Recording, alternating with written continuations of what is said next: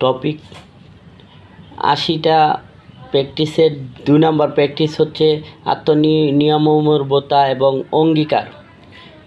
আপনি নিজের কাছে নিজে অঙ্গীকারবদ্ধ হন এবং আপনি নিজেকে প্রতিশ্রুতিবদ্ধ করুন এবং আপনার নিজের প্রতিশ্রুতি কিভাবে ঠিক রাখবেন সেটি নিয়ে কাজ করুন।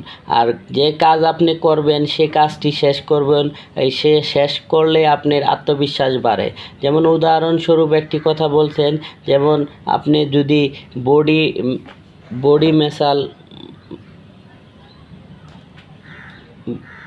বডি ম্যাসাল বাড়াইতে চান, তো সেক্ষেত্রে আপনার প্রয়োজন হচ্ছে আপনার ব্যায়াম করতে হবে বা আপনার জিম করতে হবে।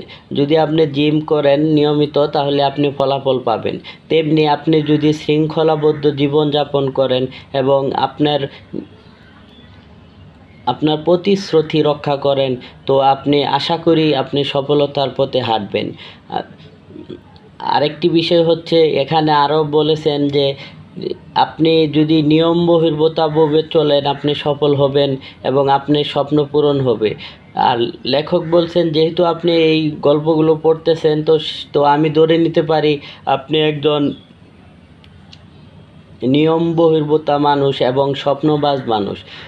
আরও বলেছেন যে যে খুঁজে সে পায়, আর যে খুঁজে না সে তার হাতের কাছে থাকলেও সে হারায়।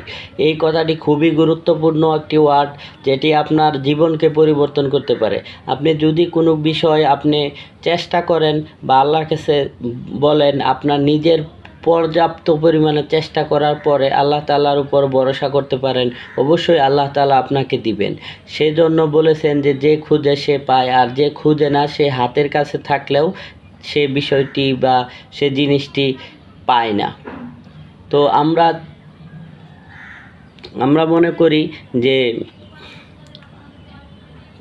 আর লেখক এটাই বলেছেন যে আপনার জীবনকে শৃঙ্খলাবদ্ধভাবে নিয়মের ভিতরে এবং আপনার কথার প্রতিশ্রুতিবদ্ধ ঠিক রেখে আপনি যদি জীবনযাপন করুন, বা আপনি যদি যে কোনো কাজে আপনি যদি মনে করেন যে যদি বলেন যে আমি এটা করব এবং আপনি সে ঠিক করেন, এরকম ছোট ছোট কাজ করার মাধ্যমে আপনি অনেকটাই উন্নতি বা ডেভেলপ করতে পারেন।